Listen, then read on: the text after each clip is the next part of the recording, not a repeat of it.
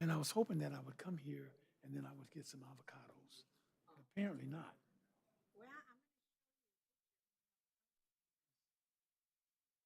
Not doing well? Well, I told you that I don't know if I told you, we had to trim it. Number one, because while it needed trimming, it hasn't been trimmed in like, Oh, wow. But you have, it's a certain time of the year you have to trim it though, right? and we decided to trim it before the holidays.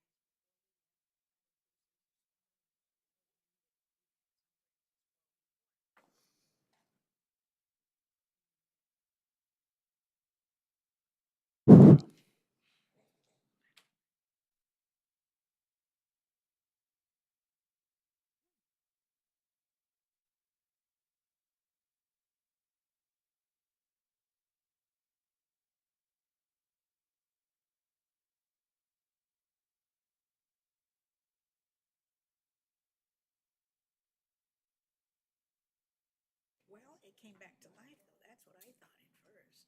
I thought, oh my God, that poor tree. You guys ready? You want to do our pledge? Sure. Good evening, ladies and gentlemen. We're going to go ahead and get started with our meeting. If you can rise, we're going to have our pledge. Please Commissioner Trejo is going to lead us in remove your hat. hats. Remove your hats to say the Pledge of Allegiance.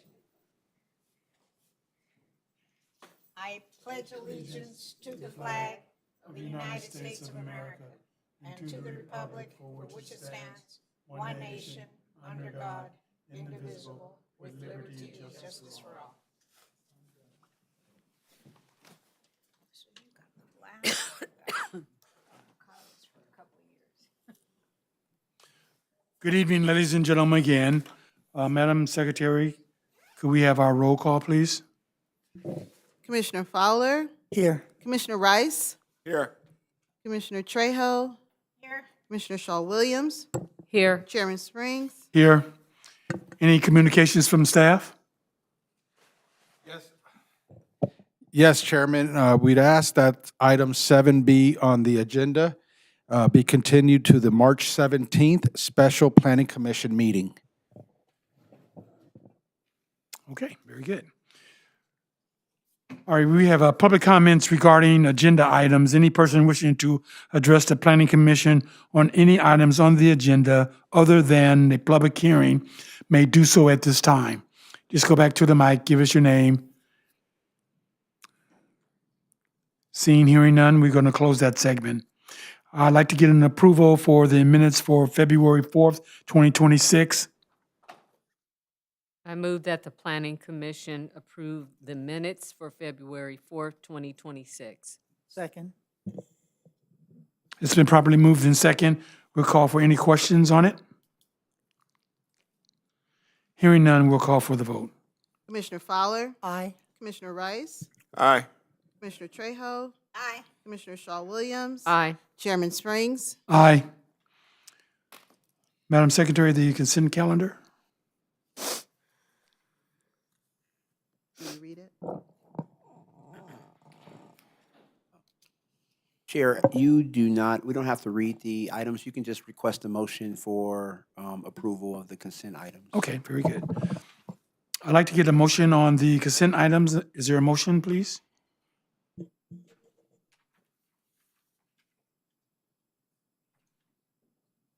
Motion. I recommend that the Planning Commission adoption of the Planning Commission Public Rules of Decorum. It is recommended to you that we approve the Planning Commission Public Rules of Decorum. Second. Okay, it's been properly moved in second. We'll call for any questions or debates in regards to the quorum. Hearing none, we'll call for the vote. Commissioner Fowler, Aye. Commissioner Rice, Aye. Commissioner Trejo, Aye. Commissioner Shaw Williams, Aye. Chairman Springs. Aye. So you guys are going to be on your best P's and Q's because of what you just voted on. Are you aware of that, Commissioner Fowler? Absolutely. Okay. Chair. I just had to pick on you right there. I know this. And it's Women's History Month. Okay, we're going to go to item 6A? B. B. 6B. 6 B. Madam Secretary? Motion. A motion Sorry. would suffice. My bad. I'd- Is there a motion? Sorry. Mr. Chair, I'd like to comment on that. Okay, you want to comment it? Before you do a comment, you have to make a motion, and then from the motion, you make your comment after the motion has been made. Is that incorrect, Mr. Michael? Yes, she can just pull the item from the consent calendar, and then it would Okay. be up for you to Okay. discuss. All right, you're up. To comment or to Yes. pull? To comment, my comment is, I appreciated the, Not to, you want to, in order to discuss the item that's on the consent calendar, you would need to pull it from the consent calendar, then we'll open it up for discussion. Yeah, you have to pull it first. on a motion, or just, I'd like to pull. Pull it. I'd like to pull item 6B in order to make a couple of comments on the information that was provided to us. Do we have to make a motion on that, or can she do automatic? Okay, go ahead. My comment was, I did very much appreciate I guess it was the minutes that were attached so we could remember what the item was. And I was looking through it and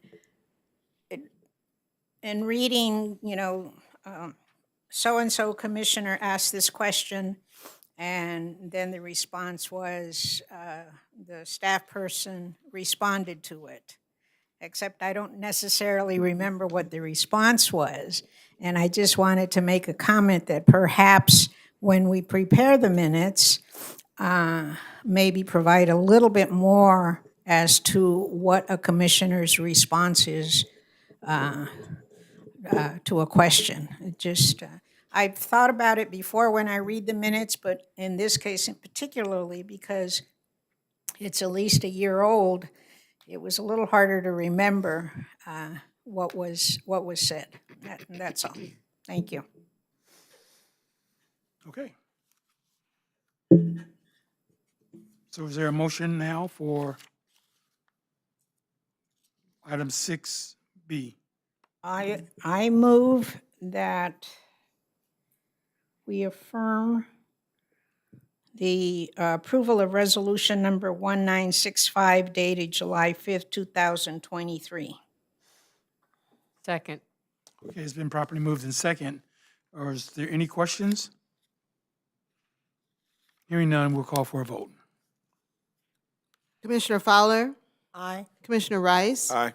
Commissioner Trejo, Aye. Commissioner Shaw Williams. Aye. Chairman Springs. Aye. Now we go to item 7A. 7A, a public hearing to consider zoning code amendment number 26-00001 to modify miscellaneous regulations in Chapter 12 of the Inglewood Municipal Code related to the Medical Enterprise Overlay Zone, Inglewood International Business Park Specific Plan, and parking for major event patrons citywide. Chairman, the project file is present. Notice has been given in a time and place as required by law. Planning has received no written communications regarding this item.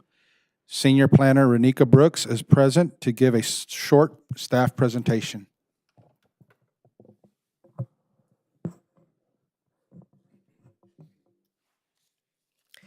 Good evening, Chair Springs and members of the Planning Commission. Over the course of day-to-day implementation of the city zoning code, staff is periodically confronted with several code provisions that are outdated, unclear, or in some cases in need of refinement. This presentation, short presentation, will discuss the details of the requested zone code amendments as identified for this modification. The first issue for your consideration tonight is related to the Medical Enterprise Overlay Zone, which was originally established in December of 2008. The overlay was implemented to meet the projected need for medical care facilities after Daniel Freeman Hospital closed the prior year. The city established the overlay to encourage pedestrian uses between non-residential uses within the overlay. Covering approximately 100 acres, the overlay applies to properties within the residential excuse me. It applies to properties within the residential, medical, and general commercial zoning designations. The properties are located along the west side of Prairie Avenue, roughly between Florence Avenue to the north and Hardy Street to the south. The overlay provides additional regulations for specific properties by requiring discretionary review through the special use permit process. That process is required for all new non-residential development or improvements to existing non-residential development that have a valuation of at least $20,000. Or if the project has a floor area of at least 25,000 square feet in size. The overlay also contains design criteria related to building articulation, the treatment of building facades, the transparency of the ground floor and other development standards.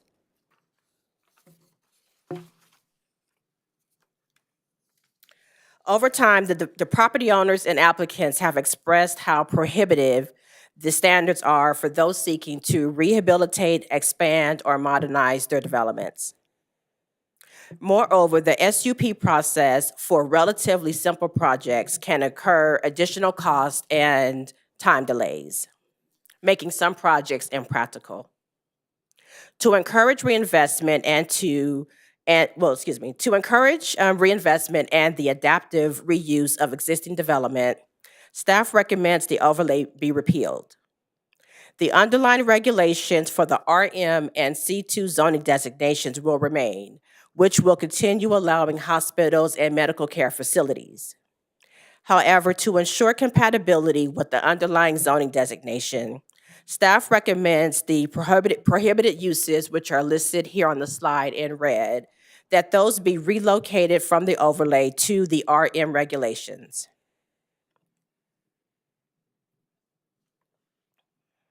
The next issue for your consideration this evening is related to the Inglewood International Business Park Specific Plan, which was adopted in 1993 to establish a framework for converting underutilized and noise-impacted properties into an industrial and business park. The specific plan is bounded by 102nd Street to the north, Yukon Avenue to the east,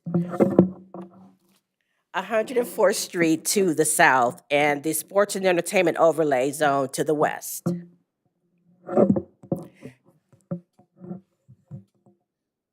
it is. The area's boundaries were formerly extended to Prairie Avenue, but several properties were rezoned to accommodate the Inglewood Basketball and Entertainment Center, which is commonly referred to as the Intuba Dome, excuse me. The specific plan includes additional regulations requiring design review, with specific attention to minimum lot sizes, building heights, parking, vehicular and pedestrian circulation, and other development standards. However, due to the transformation of the surrounding area into the sports and entertainment district, the original industrial-focused standards of the plan have become obsolete. Accordingly, staff recommends the specific plan be repealed, which would increase the development potential of surrounding areas that would be compatible with the sports and entertainment uses.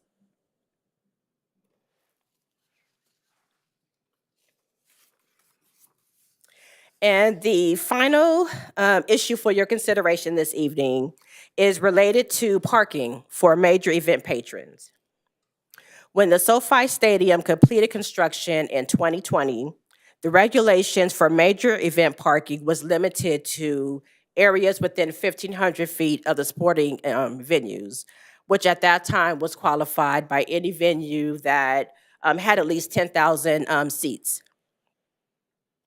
The following year, the city expanded that boundary to basically allow major event parking citywide, as long as it was located on a major arterial, which are listed in the city's circulation element, and they're also included here on the slide. Recently, staff has received several inquiries, both from religious institutions and commercial businesses that are located near the sports and entertainment venues. But because they are not located on a major arterial, their parking lots sit empty while surrounding neighborhoods are impacted by increased traffic and spillover parking.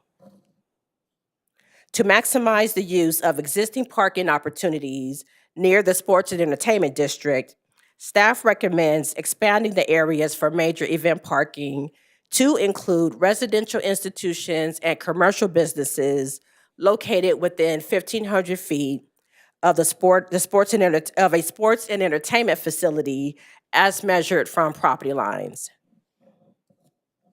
The expanded boundary is expected to maximize the use of underutilized parking lots to meet the parking demand during major events.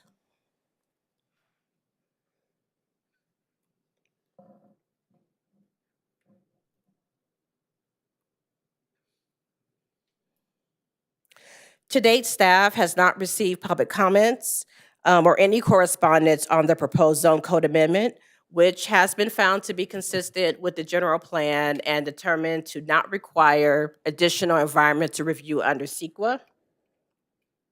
And in conclusion, staff does recommend the commission adopt the resolution before you, recommending that the city council affirm the categorical exemption under CEQA and adopt the zone code amendment. And that does conclude my presentation, and I am available for any questions. Okay, very good, thank you. We do have questions for you. We're going to start off with Commissioner Fowler. Thank you, Mr. Chair. On the first presentation with the overlay zone, can you show me on the map where you're talking about moving those types of businesses that are outlined in the report?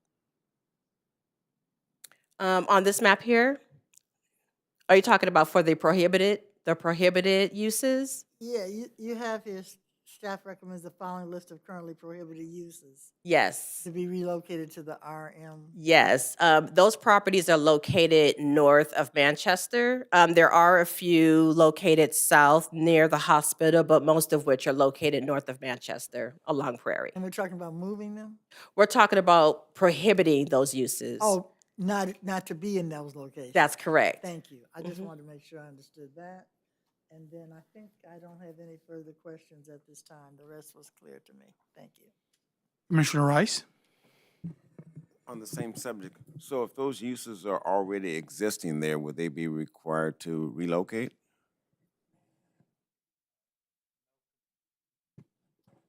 No, Commissioner, they're legal non-conforming. Ah, I see. Okay. Second question, the parking.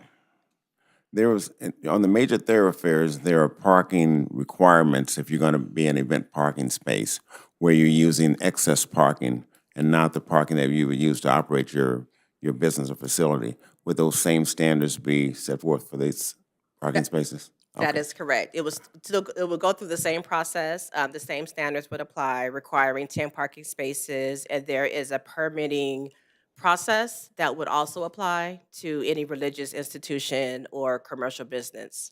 Okay, no further questions. Thank you. Commissioner Trejo. On the parking for major events, now we're talking about allowing churches and religious institutions if they have a parking lot? Is that what we're talking about? Yes, but they would also have to be located within 1,500 feet of the sports and entertainment facility, and that's defined by a facility with the capacity of 6,000 seats or more. Okay. Would it encourage any church or that type of, those that are going to be allowed to use their parking lots in order to basically get a permit to have people come and pay for use of a parking space, right? Yes. Okay. And I'm thinking the church has a parking lot so their parishioners can go in on a Sunday for their services. But at the same time, a sport event is taking place.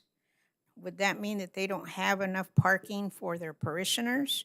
So then the parishioners would park in residential streets? And I say that because although the church that I'm thinking about is not within 1,500 feet, but what they do, they have parking and they have residential, there are residential streets close by, and a lot of parishioners park on those residential streets. Now, I'm thinking if they're allowed to use their parking for a profit, then would they, on sporting event days, encourage their parishioners to find parking somewhere else? Could that happen? Well, so the parking requirements for major events, it requires at least a 1 hour, I guess, gap between the primary use that the parking is used for and when the sporting event will occur. So, I mean, the code has some provisions that prevent like the overlapped parking demand from the primary use and the major event, if that answers your question. Well, it does. But again, I think it's a concern because I've seen it happen in an area that I know with them parking on residential streets. And I can foresee it happening even more, and time me please if I'm going too long, in an area where they say, okay, everybody out so we can now start allowing people to pay however much they pay to use parking. I'm thinking it could possibly happen. If I may, and I think you are right in that assertion. I think these are things that we've also considered through the establishment of this ordinance. But I think one thing that will happen is that you will probably see this church services modify their schedule, right? They may move their service up in order to accommodate the ability for them to get their parishioners out without impacting the local streets, but still being able to take advantage of the time frames that these events may take place throughout the city. So generally, for example, for events at SoFi, the Rams and the Chargers normally play after 1. They don't play at 10 a.m. because the East Coast teams would have to wake up. East Coast would have to wake up way too early to watch their game. So they normally play at 1, right? And so a church you would find at a church and or maybe even a medical office that's in the vicinity, which would probably be closed on a Sunday, would move their time, would modify the hours of their operation in order to take advantage of the opportunity. And so that's what we found through our conversations and through some of the phone calls that we received, is that, for the most part, these parking lots are sitting empty and underutilized. And I think Renika mentioned that they're spillover. So now they're locked up and no one can park in them, and then the people are looking for alternatives, and the alternative then becomes a street, right? And so this will create an opportunity to alleviate that impact on the communities. Okay, will they be posting signs like parking opens at 10 a.m. or? That could be a 11. recommendation.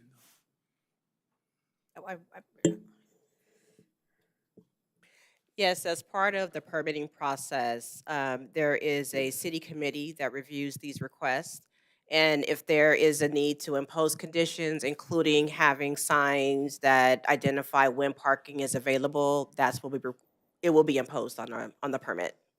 Okay, and I mention that because some people like to come to the games early, even if the game starts at 1, they want to get there at 9 o'clock in the morning because they want to avoid traffic. So I just want to make sure that that is covered and it's been considered by planning and then by the permitting when they go there.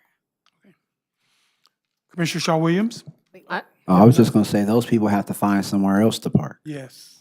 That's true. That's true. Commissioner Shaw Williams? I like the ideal of using the churches because it does preserve and protect the neighborhood from additional parking within the neighborhood. My only concern is that the churches are reasonable with what they're charging for the parking, because if they're charging $65, $70 per vehicle, then a person is gonna say, I'm gonna bite the bullet and park on the street because I'm gonna pay a ticket for that amount. So that's my concern, because that is what I hear. A lot of the people who do attend these games, they'll just bite the bullet and park in the residential because it's cheaper for them to do that than park at the venues. So I'm just hoping they're reasonable with their parking. So it does take a lot out of the neighborhoods into the parking lot. And that's the only comment I have. We'll definitely share that with some of the inquiries that we've received as this moves forward Great. into the next phase. And I mean, that purely becomes a matter of economics, right? And so if you're charging too much, then people don't park there, then you lower your prices, right? That's So true. And when you said you're going to look into that, are we talking about looking into the city charter as far as changing the pricing on your illegal parking? no, we were going to share the concerns with the inquiries that we received from people who were looking to use their facilities for parking. So we're going to let them know, we were going to highly encourage them not to gouge. Correct. That's a great idea. However, based upon what Commissioner Shaw Williams was saying, sometimes they would bite the bullet and pay that. I think we had this discussion once before about looking into the charter to find out how we can increase the violators' fine. I think you and I spoke about that before. Yeah, that's a point of discussion that I have to run up the chain. That goes a little bit above my pay grade, but I definitely will will relay the message, because I think it's been heard a number of times, even at the council level. I think there's been some constituents that have mentioned the same thing to city council, and so these are things that we're taking into consideration globally as a city to look at how we can minimize the impact on our residents, Okay. and make those tickets meaningful, Absolutely. right? So that you have to think about making that choice to park on the street, Right. or you want to bite the bullet and pay the $50 or $40 to park in the parking lot. Okay, thank you. Okay, what we'd like to do at this particular point is we like to open it up to the general public for them to consider the zoning amendment and to modify the miscellaneous regulations in Chapter 12 and to relate it to the medical enterprise overlay zone. So we want to open it up for those individuals who have comments in regards to that. You can go to the mic, give us your name and your comment, please. Hearing none? Seeing none? We're going to close that segment. And at this time, I'd like to get a motion. Motion. Move to affirm categorical exemption EACE 2026-015 and adopt a resolution recommending ZCA 26-00001 to the city council. Second. Okay, it's been properly moved in second. We'll call for any questions. Hearing none, we'll call for a vote. Commissioner Fowler, Aye. Commissioner Rice, Aye. Commissioner Trejo, Aye. Commissioner Shaw Williams, Aye. Chairman Springs. Aye. Mr. McCombs, is there any further thing on this? I'm sorry, Art? According to the IMC, your recommendation will be forwarded to the city council for their consideration. Okay, thank you. Okay, we don't have anything else on the agenda. Do we have anything else? I don't see anything else on here.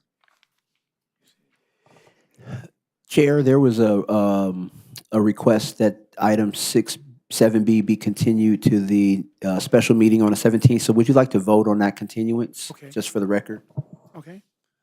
Is there a motion on the floor to move the 7B to the March 17th calendar?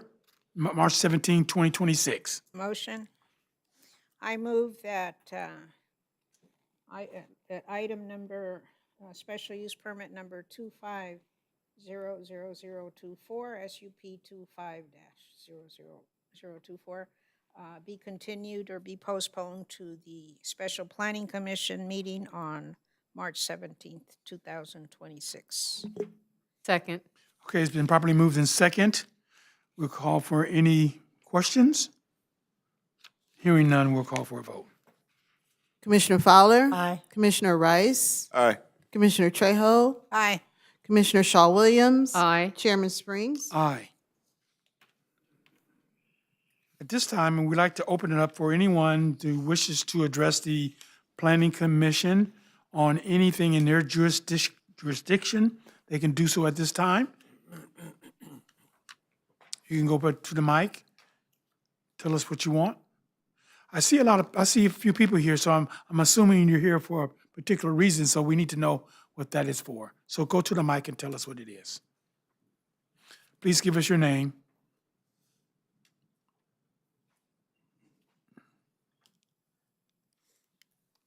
Good evening. My name's Adriana White. I'm a resident of Inglewood in the Morningside Park neighborhood. I'm here actually to oppose the Chick-fil-A development on 3003 West Manchester Boulevard. I understand that it's been postponed, and I guess my question is, I recognize that you guys are having monthly meetings on the first Wednesday of every month, so I'm curious why it's getting postponed to an odd week of the month where it seems more inconspicuous that people wouldn't attend to be able to publicly oppose this development. Okay, I can address that, or would you like to address that, Mr. Kimball? The meeting was moved to a special planning commission meeting to allow time for an informational meeting to take place. That's going to happen tomorrow evening at the District 1 ICOP. I'm sorry, Commissioner Fowler, you were going to make that announcement. But we wanted to provide some information related to the project. And so we also wanted to allow time based on comments that came from that meeting for the developer to address community concerns prior to them coming before the commission. And so there was no anything egregious or any intent to confuse or not allow anyone to participate. It actually was the opposite. We wanted to allow the community the opportunity to share their feedback with the developer.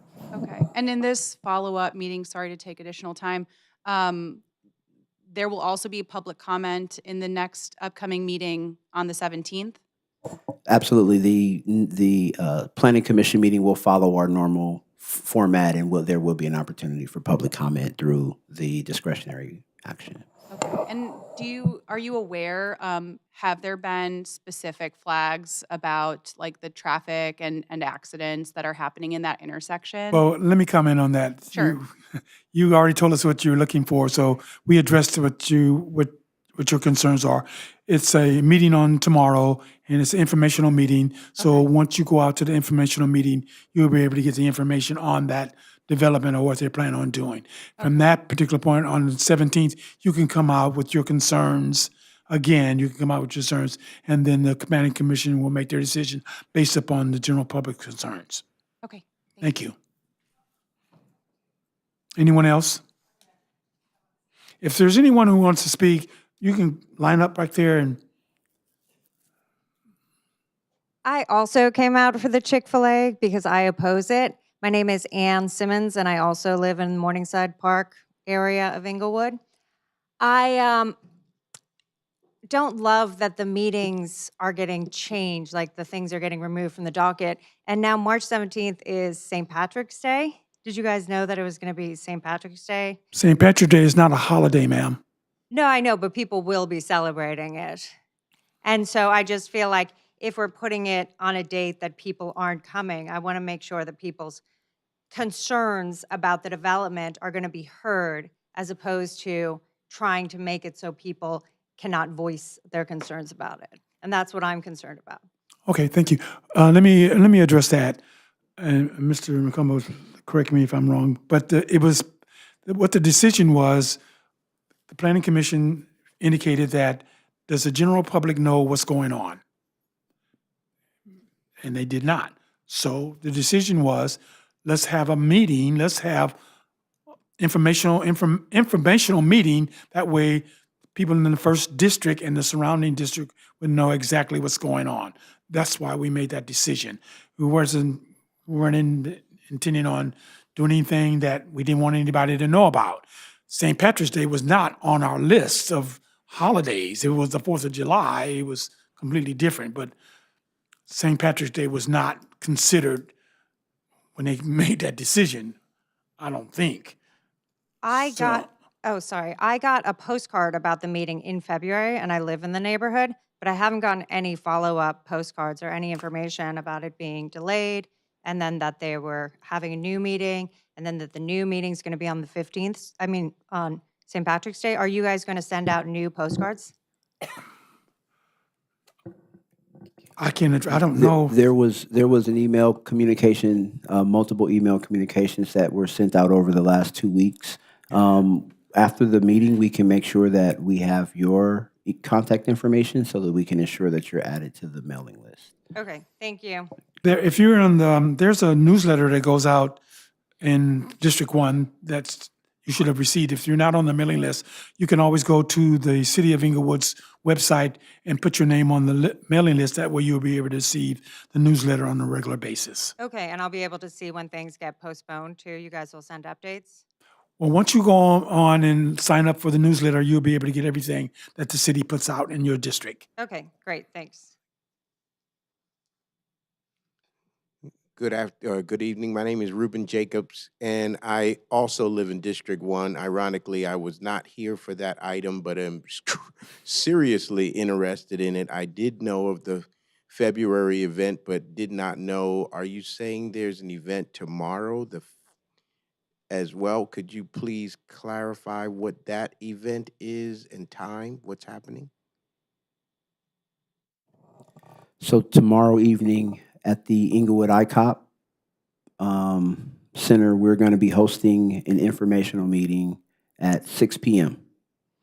Where we'll be discussing project specifics and the Big Lot site, development potential, future development, and the proposed Chick-fil-A. And what would happen on the 17th that differs? So what we did this evening was we continued the public hearing for the special use permit request to allow for the informational meeting to happen, the community meeting to happen, and allow time for the developer to make, to consider community feedback and make any modifications before it's brought before the dais or the planning commission for their consideration. Got it. I will say in reiteration to the woman's comment, I did get something on tomorrow evening's event, but I thought that was about the Market Street development and knew nothing about it. Talking about the Chick-fil-A development, and I know my neighbors are very interested in it. We literally live right behind it. And so we were not aware of that event happening tomorrow. And we did get the postcard about February and the cancellation or postponement, but nobody's known about what's happening tomorrow. Thank you.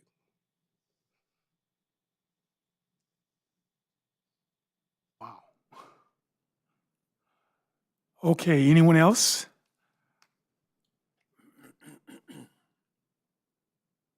Hearing none, we're going to close this segment. Wow.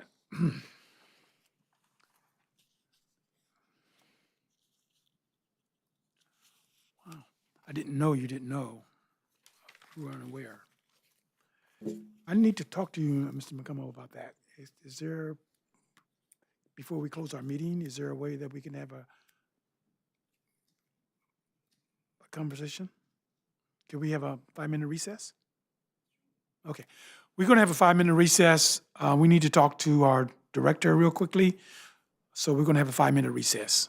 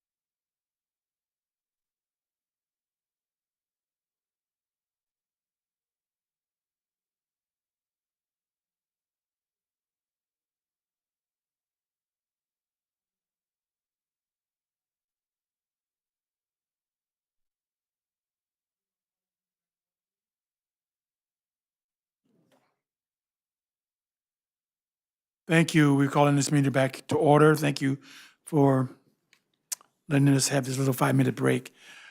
I'm going to turn the meeting over to our director. We had just a discussion on some of the comments that the neighbors had made. So I want him to address our constituents. I want him to address us so you know exactly what we had discussed. So, Mr. McCumbo, can you do that for me, please? Yeah, first and foremost, I apologize if you did not receive the email communication that went out. We will ensure that moving forward, we have your contact information so that we can keep you informed, not only on happenings within the city. I encourage you to go to www.nextlevelinglewood.com. Sign up for our mailing list. Shameless plug. That's our general plan update. Would love for you to be part of that process as well.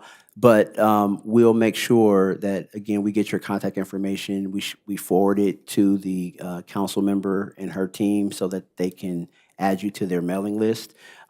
We were, just so that you know, Councilwoman Gloria Gray is extremely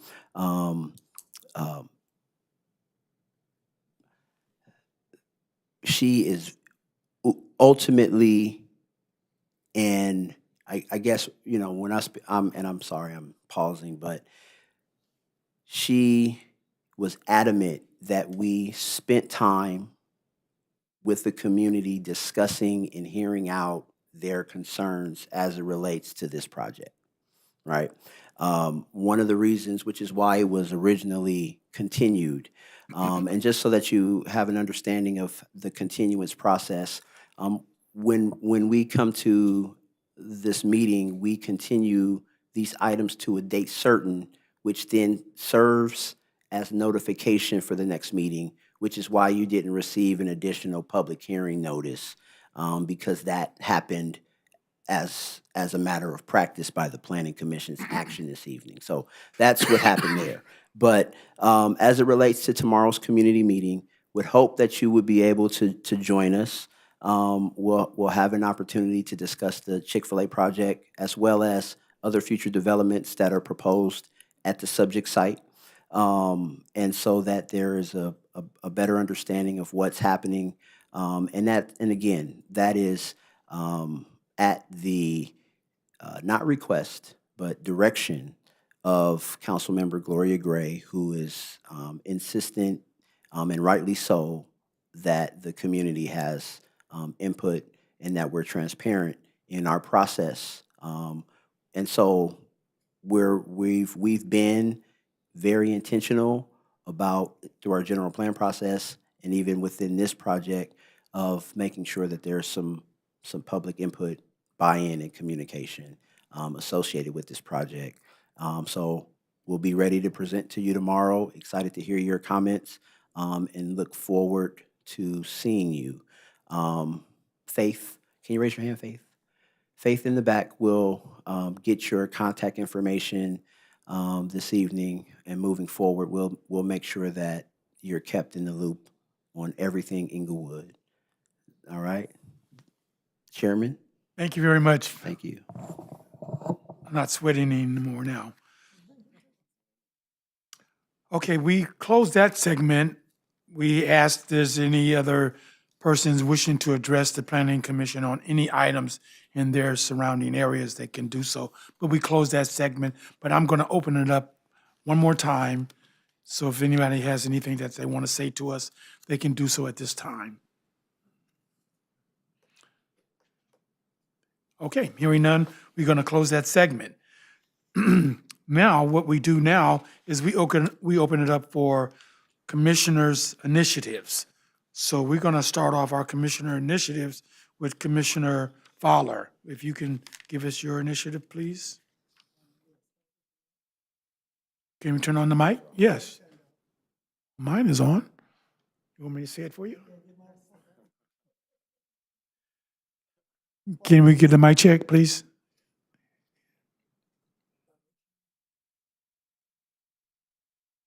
Hit the top one.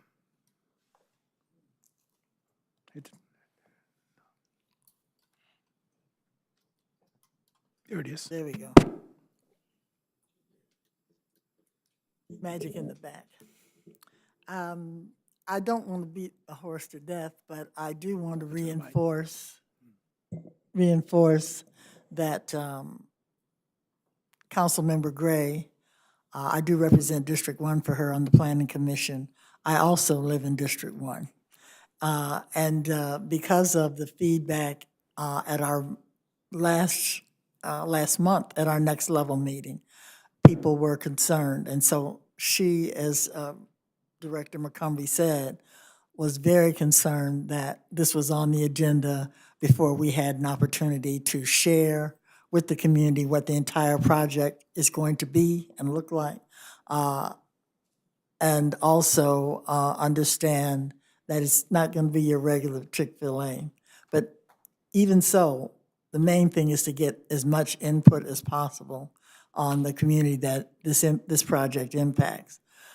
So I just wanted to hope to see all of you and spread the word.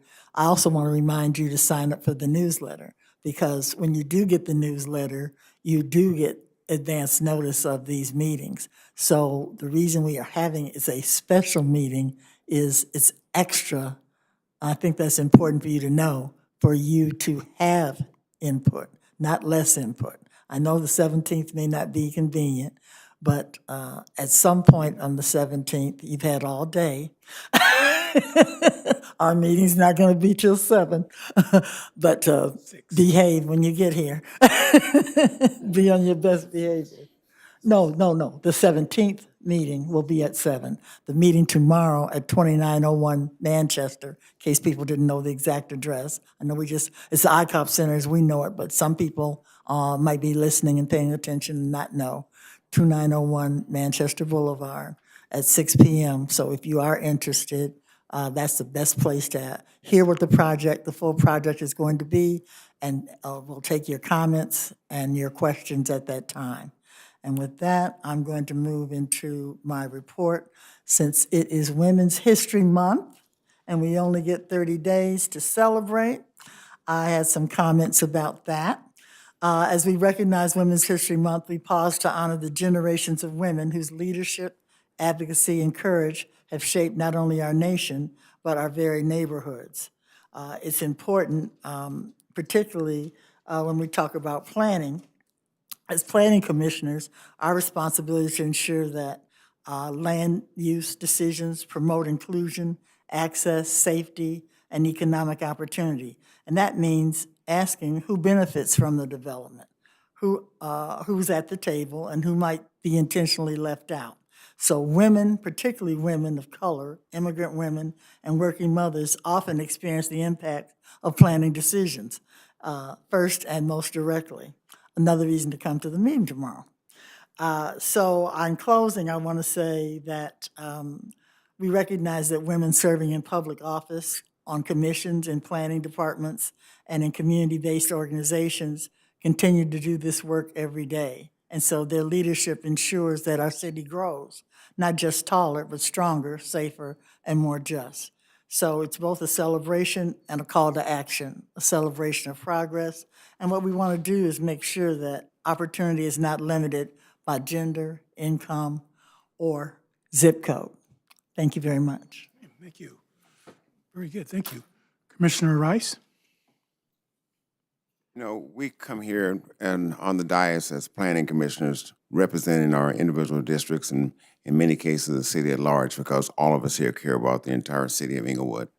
And it's inspiring and encouraging to see you guys come out and show your concerns for your community and give us valuable insight on areas that we're not aware of. We can only look at so much. When you live in that community you're in and out day in, day out, you can give us a better insight as to what's going on and what's going to impact you. It's important that you come out to these meetings and you encourage your neighbors to come out and join you to make sure that we make the right decisions to encourage us to do that. And I appreciate you being here. Thank you. Commissioner Trejo? Well, as a woman serving on the Planning Commission since 2006, I've seen a lot of changes in Inglewood. And as our mayor always says, everything in Inglewood is changing. And I can attest that for the last 20 years, I have seen the type of applications that come in for the commission to make a decision, and they're changing. They have changed, and for the better. And allowing Inglewood to grow. And when I see the number of people that are here interested in what's going on in the city, I'm really happy about it because it wasn't like that before. Maybe one or two, occasionally we'd get a room full, but more and more I see that as both the commissioners that spoke before me, the importance of coming out and how it makes it easier for us to make a decision, because the constituents, those that live in the community, whether you've been in the community a long time or whether you're new to the community, your input is very important. And like my colleagues, I also appreciate your coming out, taking the time. Not easy sometimes to come out, but very important that you do. So thank you. Okay. Commissioner Shaw Williams? I guess I'm going to reiterate what my colleagues already said, that we do appreciate you coming out and giving us feedback. I know I personally share it with my city councilwoman, the concerns of the community. I also like to let my colleagues know, I think Commissioner Carolyn Fowler already know that I'm retiring, and my last day with my company will be March 12th. Been in the insurance industry. I'm a senior workers' compensation examiner. My client is Boeing. It's myself and 3 others on my team, and we handle all the injuries for the Boeing employees in California. I've been in the industry for 42 years and been a senior workers' compensation examiner, I believe, for about 15 years because I transitioned from a general liability examiner into workers' comp. It's been a journey. I've been with my company 28 years, but I knew it was time. I'm excited to see what the next chapter in my life holds. I have 2 cruises already booked, so I'm excited. And then the week of our next meeting, I'm going to Portland to visit family, so I'm going to be busy. I know it. Thank you. Thank you. That's all, Chair. Okay, very good. Thank you. Thank you for coming out. We do get a lot of people, depending on what the situation is all about. But we appreciate you coming out, giving us your concerns, because it helps us make a decision on what needs to be done. Our decision actually goes to the city council, and they make the final decision. But normally, our decisions are weighed heavily with the city council. So we really appreciate you coming out and giving us your input. No, I chair this. Mine is always the last. I'm started going first one time there. No. But a lot of things that they say is already in my mind, and I want to say it as well. But I don't want to be redundant. I agree with my colleagues here. But I want to hit on a few other things that I think are important in our community. I'm not sure how many, because I live in District 1 as well. So I travel down Penn K. It used to be 90th, but for those who remember. Yeah, on the other side of Crenshaw's 90th. But at the intersection, it's not an intersection, at Penn K and Gateway, the Renaissance, that light is not functioning properly. It is not. Anytime you have traffic that's coming out of the Renaissance and there is no traffic coming out, that light stays there. And I was there for a good 2 minutes for the traffic coming out of the Renaissance.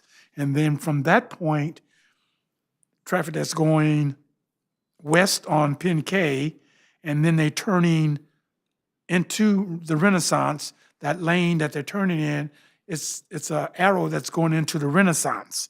So if there's no one in that turning lane, that arrow shouldn't be on. And it is on, because I see the cars going west on Penn K. So that's a malfunctioning light. Okay? We will forward that to our traffic division so they can make the necessary changes. Okay, and then I wanted to bring something else. I mentioned it to you earlier. I heard my colleagues talking about it privately, about food for less. I heard it through the grapevine, actually, and we shouldn't hear it through the grapevine. I heard it through the grapevine. Oh. So, Mr. Director, what did you hear through the grapevine? Yeah, I just heard that the middle of this month that the Food for Less was going to be closing its doors. Yeah. So, I mean, it had been rumored for some time, but yeah, it's going to be shuttered. And so we'll be seeing what the ownership is looking to do. And we're looking at kind of just, looking at it from a land use perspective in our general plan update. I mean, now's the time to plan, right? So we're looking at what the prospects are for future land use at that site.